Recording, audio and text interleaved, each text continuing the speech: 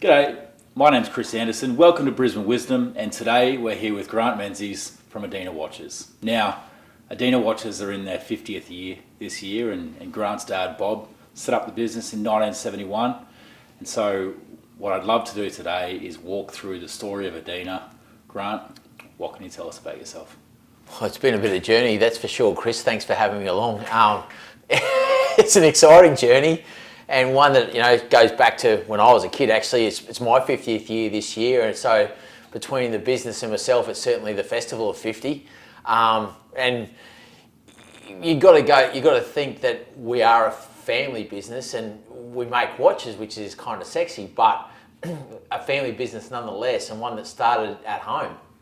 Dad got talked into starting our business by a mate, and he was going to import components for us to put, or for Dad to put together, and then he was going to sell them out on the road as well. So Dad then wanted to, didn't really believe that this could come off the ground. So at 27, he headed over to Switzerland to the World Watch Fair, and he was lucky enough to meet some people along the way that without those initial meetings, like the way that we go about making our watches could be very, very different. And I think anywhere in business, you just need that element of luck to get yourself going. Fantastic. And so what would you say that the luck was that Bob had at that point? The luck for sure was he met this guy. So thinking back to 1971, there's no internet. So he's not on the web trawling through to see who's a presentation box maker. So he's looking up trade journals, who makes presentation boxes. The best people that were making these presentation boxes were actually in Bangkok. He had to stop in there, on the flight to Switzerland. So he stopped in Bangkok and he spent a day there going to a couple of box manufacturers. So he came across this one particular box manufacturer that had another element to it. They had a Swiss sales manager and said to Dad, "Oh, Bob, you're really entrepreneurial, we can sell you the watch case and we can sell you the watch dial, and then you can put it in the box. I'll give you all these connections in Switzerland that you can that you can meet up with for movements, hands, dials, crowns, and then you can put them all together." And Dad's like, "Oh, I don't know if I really want to do that. I think I'd really just prefer to go to Switzerland, meet someone, we just buy the watch, we put our name on it, and I just buy the box off you and the job's done." I said, no, Bob, you're really entrepreneurial. You can do it. And he's like, "Oh, I don't know about that. How many do I need to buy?" 100. 100? So it was just like 100 seemed like, in today's term, 1,000,000. So anyway, Dad went to Switzerland, and sure enough, this letter of introduction, and that's how things were done. It wasn't like on LinkedIn, you just talk to this old mate, he's coming to sort of see you. He had a physical letter of introduction that he would go up to a booth and say, "Oh, I'm Bob Menzies from Australia. I'm old mate's friend. He's suggested I come by and introduce myself." And so those introductions were the foundation to us making our watches the way we make our watches now. So when Dad had to come, after making all these connections, when he came back to Australia, he stopped off in Bangkok again. And he said to this guy, Ralph Schneider, who went on to own his own watch company called Ulysse Nardin, he said to Ralph, "Look, I think I'll go for it. So I'll order 100 of these cases, 100 of those cases, and I'll order some dials, reds and greens and blues." It was the 70s, so you get away with some outlandish sort of colour. He brought them all back and told Mum, and Mum's like, "Really?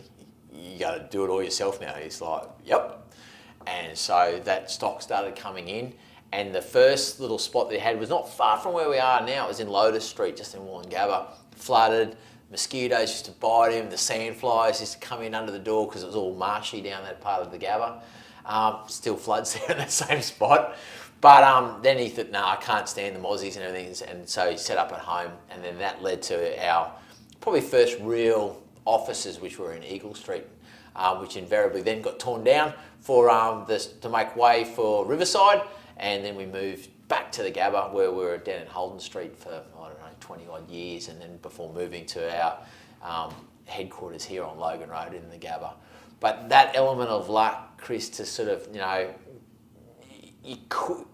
maybe you could have done, but maybe not as well. But once you start falling into the component village, it's a pretty small village. And if you're working with the best component makers in the world, which luckily we are, and that all comes back to those initial introductions, we're able to put out a very high quality watch equal to some of our big Swiss competitors. And I know, having worked with you, that both you and Bob have a bloody big work ethic. Like, I know from what I've seen of Bob in here on Sundays, like late on normal days, that he's not even working the hours that he previously was when he started it. Can you walk me through how that looked when you were growing up as a boy? You'd always see him, especially when I was a young boy, you know, he'd go to the office, that office that I said in Eagle Street, and then he would come home, have dinner with the family. He was always quite big on making sure that we had dinner down the dinner table every night as a family, and then he would go back to this. It was where the hot water system was, in our family home out at Manager of Adina, and he would sit there in this, no aircon, you know. He had a nice bench light. We still have that bench, and that bench light is it's part of our history. You know, that bench, it's done so much work with Dad. And the man would stay up till 2 a.m. The capacity for work, it's still amazing. You know, the guy's 79 this year, and to have him still a 6 to 7 day a week fella. Sometimes I wonder what he does here on the weekends when he tells me he's working really hard. But in saying that, you know, I credit where credit's due. He gets through a mountain of work, and especially in the watchmaking side of our business, he's a great example to all the young fellas that we have, and not so young fellas working here that can see that the owner and the founder of our business is leading from the front. And so obviously you've seen this growing up, and you knew that there was maybe a chance that you could work with Dad, and you had a chance to go overseas for a little bit. Can you walk us through what it was like coming back from overseas and having that opportunity to join the family business, and what you're able to do with it? Oh, mate, probably have to go back a couple of steps. You know, so when I was at school, I had no real desire to come and work here at Adina. I wanted to be a soldier, and it was, you know, at school I was in cadets, and that was where I was heading off to, and just one of those sliding door moments that I think probably most people have in life, that the door was there to walk through, but another door slid open on somewhere else, and I just pivoted and went through that door. For whatever reason, that's what happened. I'd spent many holidays working, not in this particular factory, but in our old one, picking the orders. You know, when the reps came in off the road, I would pick them out, and I'd run all the parts around to all the watchmakers that used to be in the city. You know, the apprentices thought that was a great game. That they'd take me in because they were like 17, 18, and those fellas, they're all keen smokers. So they'd be sitting there having a cigarette at the top end of the Queen Street, having a look at all the young ladies that were going. We'd always go at lunchtime, so there was plenty of eye candy for these roosters to be looking at. But they thought it was great that this 12-year-old, the boss's son, is legging it all the way down the Queen Street Mall, running up and down all these buildings, dropping off all these watch. Hello, Mr. Such and Such. Hello, Mr. Such and Such. But the one you take your life in your hands used to be the Woolworths building. It's long gone now. It's what they call it, the Queen Adelaide building, or the Queen something building down the bottom end of town. It had this lift where you'd have to have this handle. You put this cage to take it together, and I used to dread going in this lift and you sit there. You used to have a lift operator sometimes, but if old mate wasn't there, you'd have to get in and go. So you'd have to do it exactly via this lift, and it gets up, and you get to the next level. And as the floors come up, you've got to slow this lift down. I'm 12. I'm driving this lift. You know, can you imagine that going on now? Woo, slow the lift down. So, you know, those days are well and truly gone. But, you know, I used to do all that sort of thing, and I think it gave me a good grounding in that we were a very customer-focused business to run parts into people in the city, and to go that extra mile to ensure that the service is at the next level. So what I ended up in hospitality, and I understood service very, very well. You know, it's a high level of service. I worked in 5-star all around the world, and So when I came home, I thought, oh, I think I'd like to get out of working at night time. I think I'd like to be a rep, maybe for some sporting company. And Dad thought I had a pretty high regard for myself because, in the mid-90s, there was no just Joe averages getting jobs for sporting companies. You either had to be playing for an A-grade side so they could supplement their incomes, so that the reps were Broncos players and all that sort of thing. That wasn't me, So when he said, well, I've actually got a repping job going, I sort of said, oh, right, well, actually, what does a rep do? He said, well, what you have to do is you have to go out to the customer shops and show them our watches and work out what they've sold, what they need, introduce a new range. You're travelling and you love travelling, you love working with people, this is the perfect job for you. So he just sold it to me and I just bought it, It was just one of those sorts of things but he sort of had said, give me the directive, I'm not going to muck him around. And as it turned out, I absolutely loved it. You went out to especially in those days, we were very much a Queensland focused business. We had a bit of a demarcation about halfway down New South. But it was sort of like Forrest Gump style. I wonder what's down there. So I just started running. So, when I got to Parks, I was like, oh, I wonder who's in Forbes. So I drove down to Forbes and introduced myself to Stuart. How you going? He goes, yeah, I wonder when someone from Adina would show up here. And so then I keep going. Well, then I hit water and that was Melbourne. So I turned right and then you ended up over in South Australia. And so probably 14 years I spent 30 odd weeks in the car plus, and I wouldn't change it for anything. Over to Western Australia and opened up all there, and you fall in with all the customers, and then you're like their guest. So obviously, what does everybody want to do when you've got a guest? You want to show them the best of what they've got. So I was out in Kalgoorlie spending weekends out there. You'd go diving in Esperance or diving on the Great Barrier Reef, and I was stuck up in Cairns, and I say stuck with in very big inverted commas, because it was they were 2-week trips, and that's what you had to spend the weekend somewhere. So and you get thirsty on a weekend when you've been away for a couple of weeks. So I look back on those years of rep when I was a full-time rep for the business, and very, very fondly actually. Yeah. And one thing I always wondered, obviously Bob sold you on the idea of being a rep for Adina, and I know when I worked for Adina, when I got to learn from both yourself and Bob how to go in and sell our watches, both have a different style. But I knew that when I walked in with you, regardless of what was going on in that business, they were going to finish that. They were going to finish that visit feeling better than they were when they started. Like, you're going to walk in, be enthusiastic, and be positive no matter what. Was that what you brought to the business, or is that always how Bob was, or how does it work?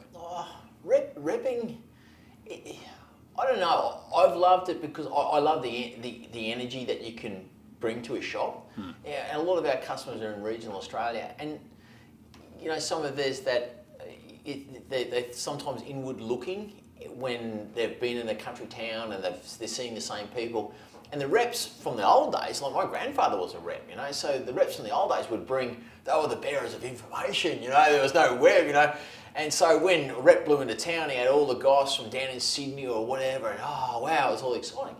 And I always took the mindset that I wanted to get to know these people. I didn't want to just get to know the owner of the business. I wanted to know all the team that worked there. They're into horse riding, camp drafting, hockey, soccer, football, whatever.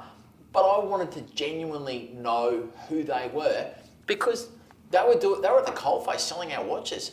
And I felt it was very unjust to me just to go in and expect them to buy something off me and then just walk out the door again. So this is where, obviously, being from a hospitality background, people used to come to the bars that I used to run and want to have a good time. It's no different when you go out with your mates or whatever. If you're down in the dumps, no one wants to know you. If you go into a shop down the dumps, no one's going to buy anything off you. So it was always about maintaining a very positive outlook. Sure, sometimes you don't sell. Some weeks you don't sell. And that's as a salesperson, that's sometimes a little bit hard to swallow. But it's not always about making the sale. It's about those relationships and how you might be able to spot something that's going on in the business and say, have you thought about trying this? I saw a guy that did this, and I would never say I saw, Joe Blow jeweler do this. I would always say, I've seen this done and it worked quite well. Or I never wanted to ever put somebody and compare them to another shop because they might know that shop or know of that shop. So it was always, I've seen this done, it might be worth a try. So if you could be positive with the retailers and give them new ideas, that's just as important as making the sale. Because invariably, further down the track, they get to know you and they get to trust you. And the trust, it's all yours. It doesn't matter who you go and work for or where you take it. What I loved probably the most about the road life was when I put my paw out and the customer took it in his hand in my hand or her hand in my hand, everything that I brought behind that hand was mine. Yes, I represented Adina. Yes, in my mind, we make the best watches.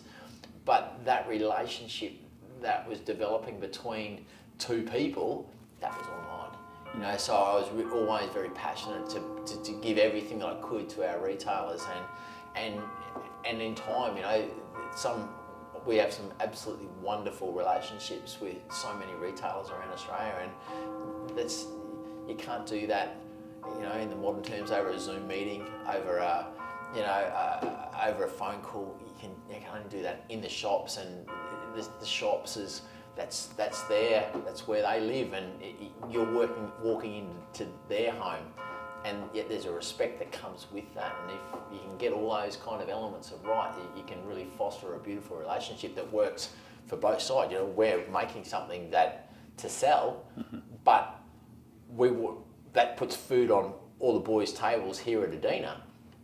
But when the retailers sell that watch, that's putting food on their table.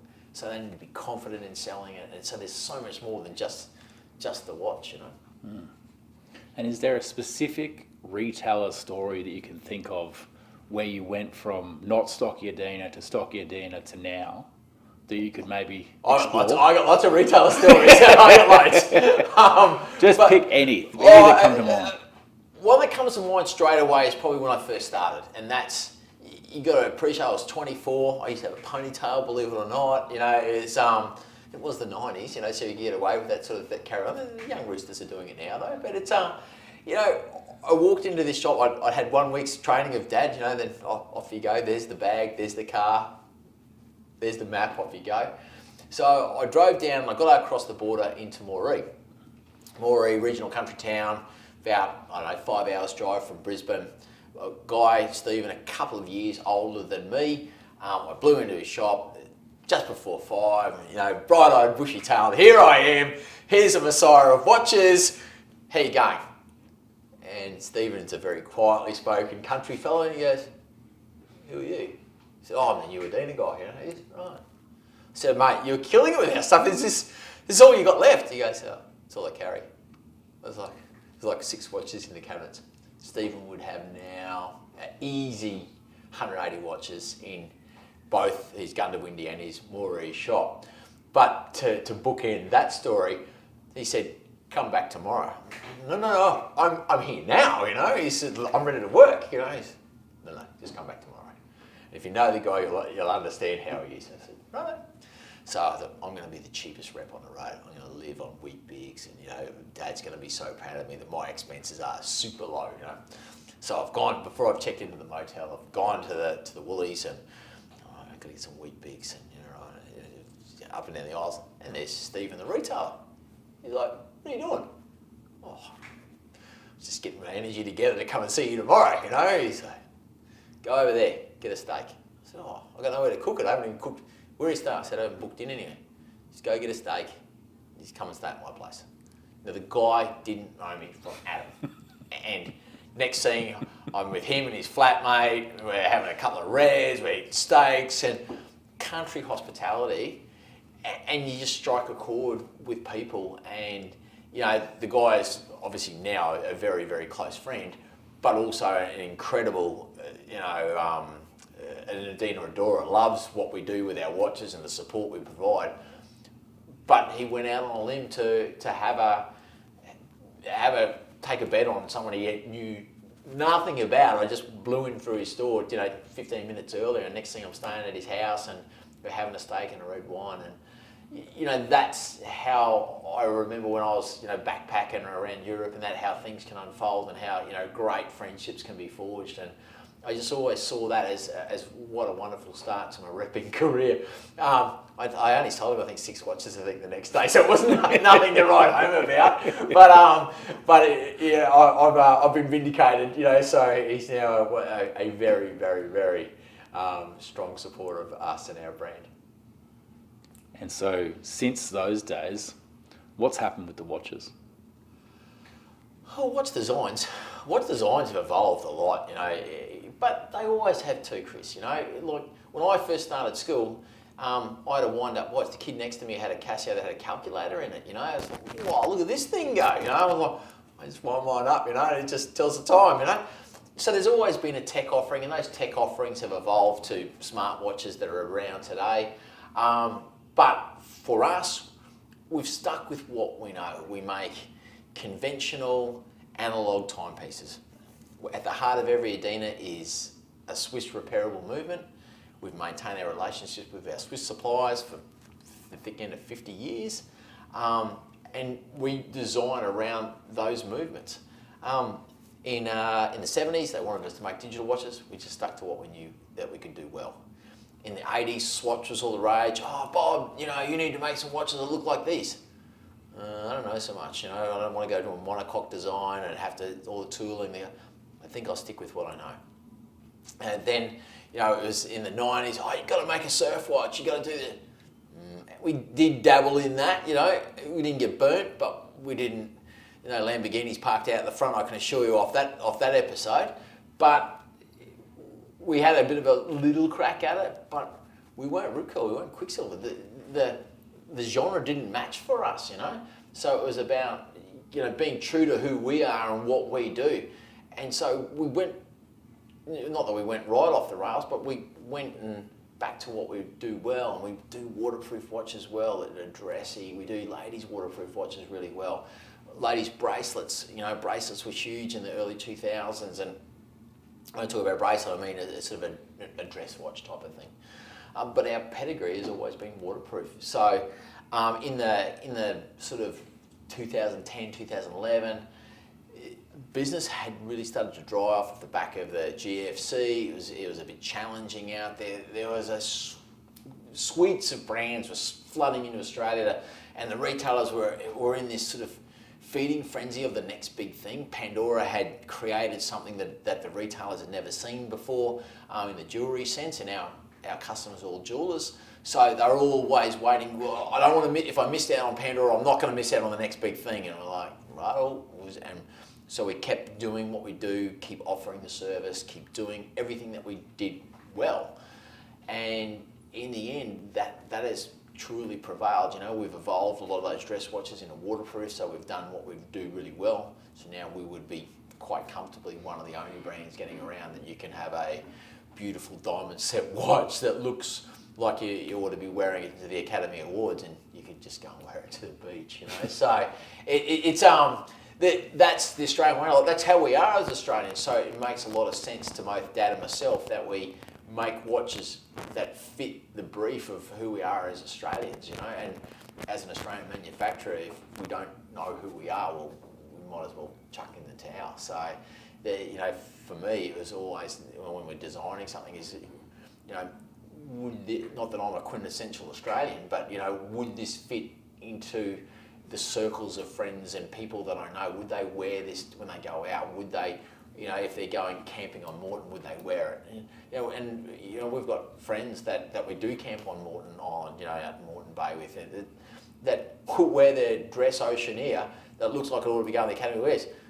Jenny's wearing it camping, but that's what it's designed for. And so there's been an evolution of design, but it's always been very true to who we are and our core of waterproof, repairability, durability, and just an Australian way of life. And you find now it's really easy to keep telling that story because the retailers know that when they see Adina, they can expect that they're going to get exactly what they get at the bottom end as what they get at the high end, and that is that Swiss movement, well built, made in Australia. Like, it's just really interesting to me. So what's That our, the whole like the our whole difference? time you just went, no, we're good at this. We're just going to keep doing this. This is how we are. The retailers know exactly how it's going to be. They can stand up behind an Adina and say, mate, we know the guys who make it. They're in Brisbane. Send it back to them. They'll get it sorted. If anything's ever a problem. And that comes back to that conversation of relationships. That trust that you build up with somebody else. To yes, they'll put it in their window, and yes, they'll sell it. But it's with our watches, we'd like to feel it's not transactional. People go, oh, we've got 10 of those SKUs now. In my mind, we don't make SKUs, we make watches, and each of those watches has a name. It's an NK60 or an NK150 now each of those names means it has a personality. So that personality needs to find another personality to go with it. It's like running an orphanage. And each one of our little watches that live in one of those jewellery stores is an orphan that needs a home. So when the consumer comes into the store, that they need to understand the story behind each of those watches. So when they buy that watch, well, then they know it's going to work with them. And I think to go not too far off tangent, but it's that relationship again that's at the core. And in the last probably half dozen, 7 or 8 years, we've moved our website to an e-commerce site, and so it's we never wanted to go into competition with the people that had always worked so closely with us. It was something that we wanted to support that relationship with, and it's interesting from a bit of a rocky start. We've now, our website is a huge tool for our retailers. And so often through now what our digital strategy is, people come in the shop with their phone and they go, I want to buy that watch. We've already done all the selling for them. It's we've told the story. We've got the consumer to understand the ethos of what Adina is and our authenticity of being Australian and making here in Australia. And they have a genuine desire to support us as it's a nice watch. Absolutely, it's a reliable watch. There's probably hundreds of brands out there making good-looking, reliable watches, but they want to invest their money, their hard-earns, in what we've made. And I can assure you that every time I see someone walking down the street or on the bus or sitting next to me on the plane and they're wearing one of our watches, I am insanely proud that they could have picked thousands of different watches, but they picked ours. It's what gets you out of bed every morning. And just thinking about Adina's been around for 50 years now, as of you almost. And thank you. And obviously over that time you've been out in retails and telling that story, and then eventually those stories needed to become digital. How did you go about doing that?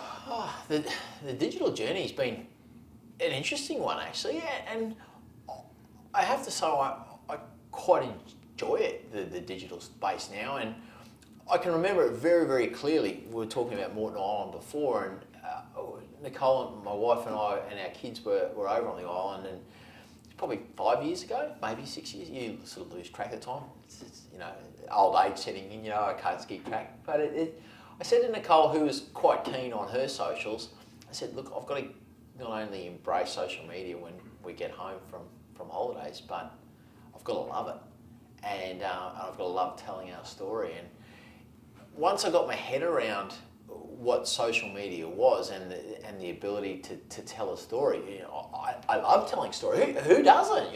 Who doesn't love going out to the pub with their mates or going to a barbecue and you're all telling stories to one another? Well, I just saw that that's what social media kind of was, but instead of just talking to your mates or your wife or your kids, or you're talking to a retailer telling a story about something that happened, you're telling a much broader audience. But I think that's what makes you authentic. That's what makes you Australian. That's what makes you who you are. It's the stories that are in the background of not only you as a person, but also the brand. And the brand is full of stories from all the boys and girls that work here, to myself, to Dad, our kids now come here and they tell their friends stories about when I was at Dad's work, when I was at Poppy's work, those stories resonate. So socials for us became an avenue to tell those stories, and it's there's nowhere to hide there. And people can say whatever they like out there, but I gave up a long time ago trying to be everything to everybody, and so for us, we have to be true to ourselves, to our watches, to our brand, to our family. I have to look at the guys in the eyes that I work with every day, and they have to believe in me, and I have to believe in them. And probably the best example I can give of that, Chris, was last year when in March and April, COVID was getting going in this country, and I will never forget, it was a Friday, and I didn't know what was going to happen, sort of late-ish March. And I said to Renee, who runs our books, I said, look, Ren, can you just run me a report on everything that we owe to anyone right now, as it stands, and can you run me a report of what's outstanding to us as of right now, and what we have in the bank? So she did this, and I had a look at it, and I said, righto. And if no more money come in, how much longer could we hang in there if the tap completely turned off? So I said to Dad, I said I want to have a one-on-one with everybody in the building. So one by one, all the team came to the boardroom, and we sat down and sort of talked about it, what it looked like. And the remedy that I had in my mind was, because we have two very distinct sides of our business, we have production and we have repairs. And I thought, well, what we could do is we could run production for like Monday, Tuesday, Wednesday, and then we could run repairs Wednesday, Thursday, Friday. We have a changeover day in the middle. We're quite big workshops here, so we could all work in the same place. So we don't have to stop. In my mind, I had to keep going. I have to keep going. And each one of the guys and the girls who came in, I sort of said, look, I can only pay you for 3 days a week. They've got commitments, mortgages, all that. But I said, I want to make sure that we come out the other side of this, and the only way that we can do this is we all have to take a hit, I'm gutted to say this to you guys, but all of them bar one was completely on board with the philosophy of that. Then luckily, we live in Australia, and the Prime Minister announced JobKeeper on that Sunday.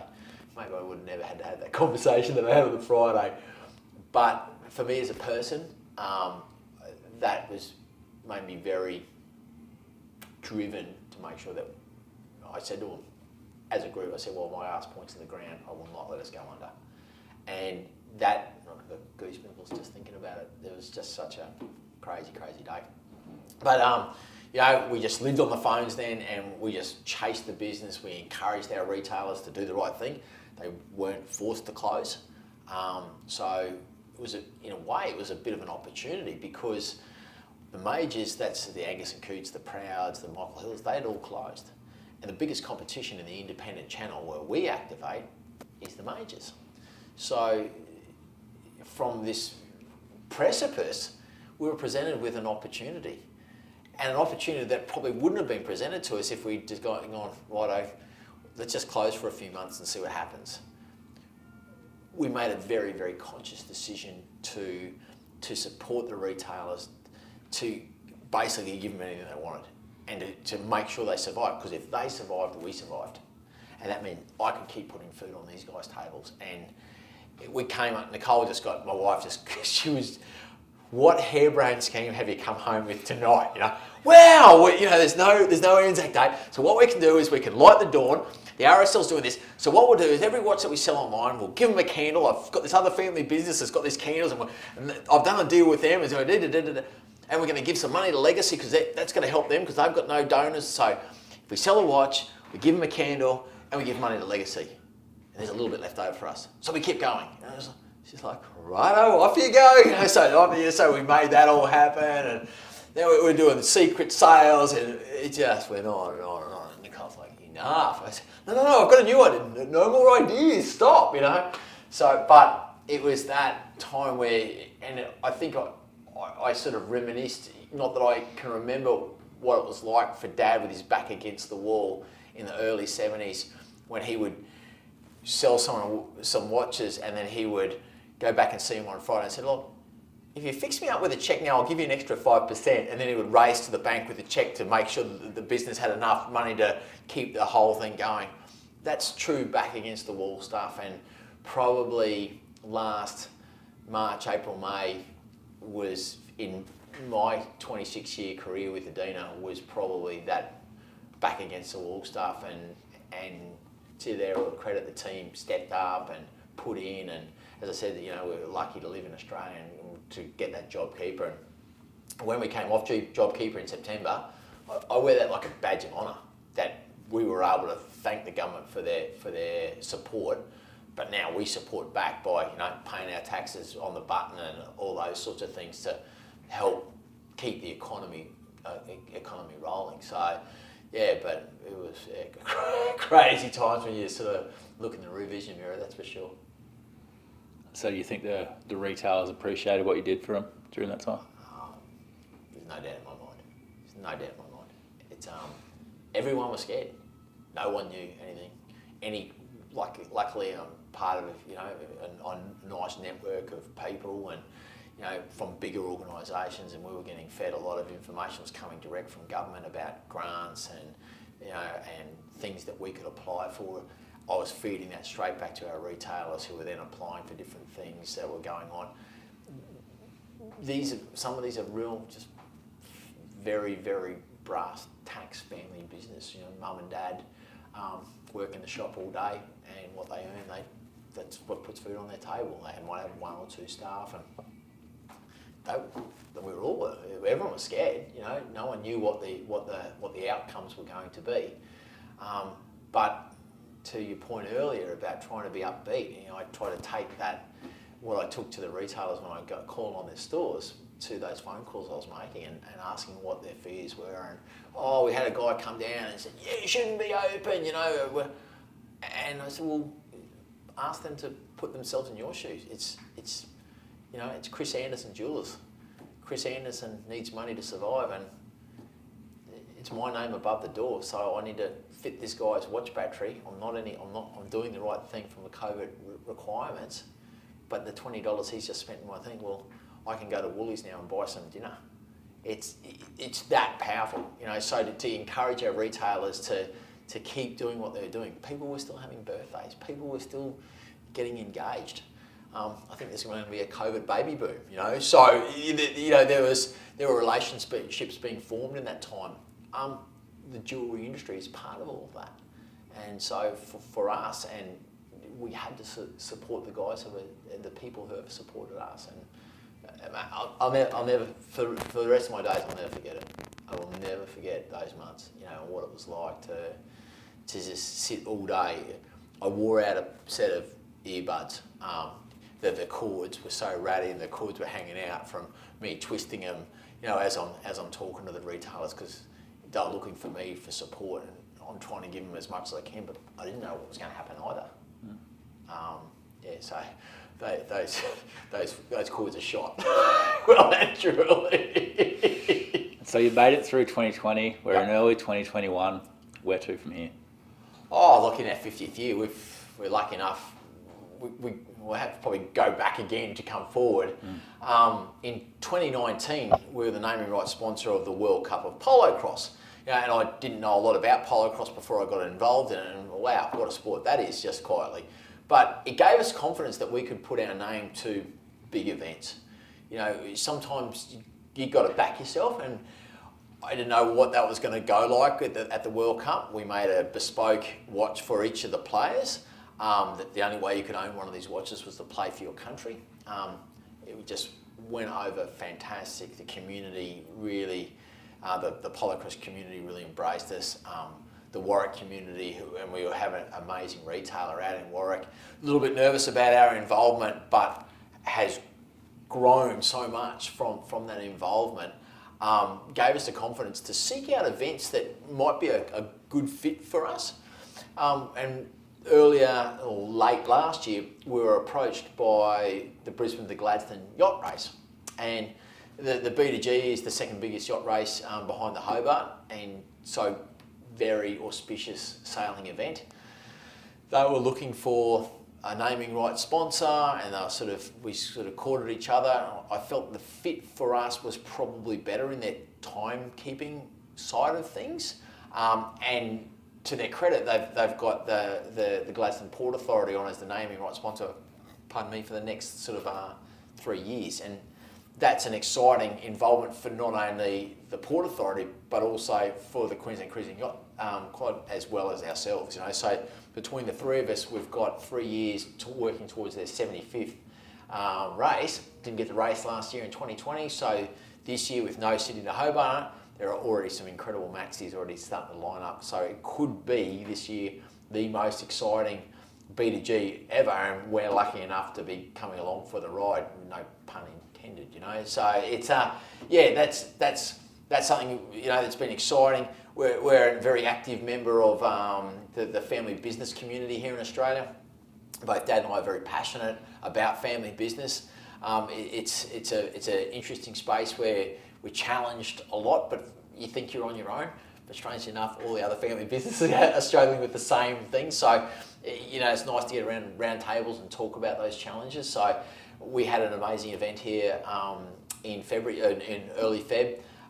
We had 52 family business owners come through ours, and we've never opened our workshop open before to outside people to come wandering through. And I gave them all a 10-cent tour, which turned into about 20 minutes each time. I said, we'll give you 10 minutes, but it always took 20 plus. And they're like, Grant, there's other people wanting to come through. I'm like, but I want to show you this and I want to show you that. And so that was really great to sort of share what we do and how we do it with fellow your peers in family business.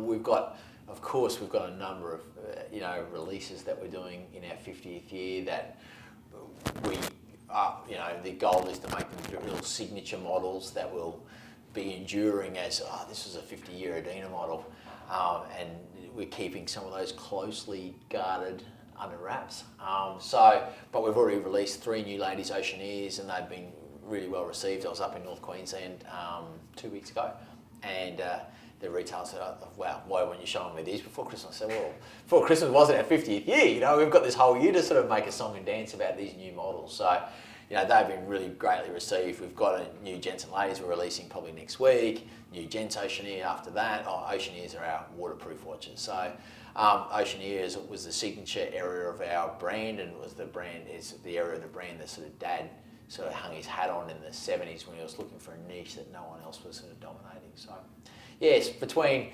events, yacht races, and new releases, I think, and we're doing a little renovation here as well to try and give ourselves a little bit more workable space in our headquarters here in Wollongabba. So there is a lot slated in for 2021. Awesome. Can you talk us through what you've done and what you would love to do with bespoke watches for companies and schools? Bespoke is the area of our business I probably love the most. I shouldn't really say that out loud, but I just love it.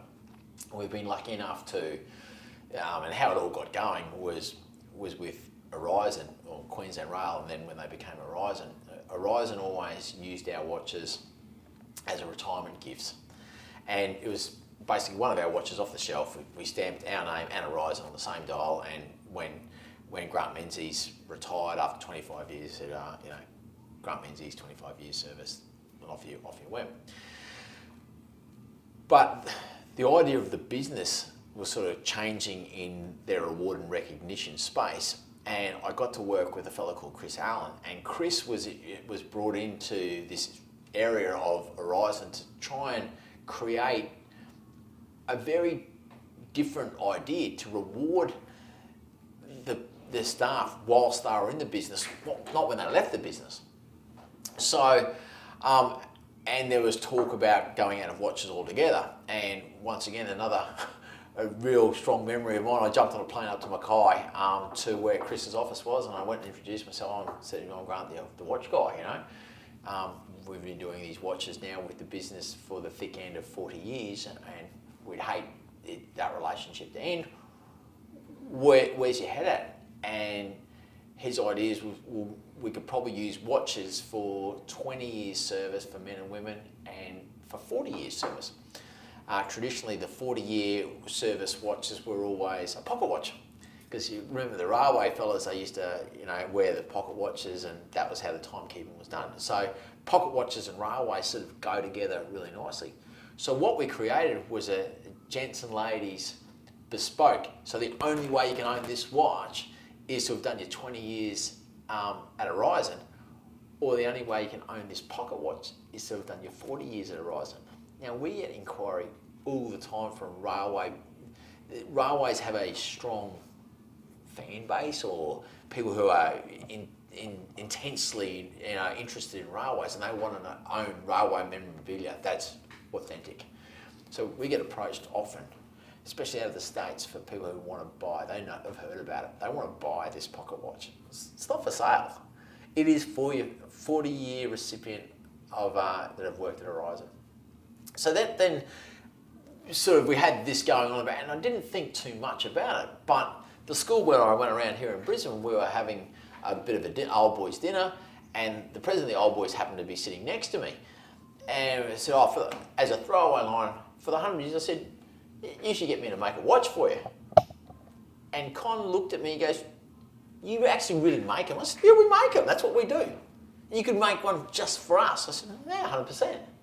And that set the wheels in motion to make this bespoke 100-year churchy watch that it sold out in a matter of weeks. It was just went gangbusters. And that then sort of, it was a light bulb moment for me. Sort of, wow, maybe there's other people that might like something that's bespoke to them.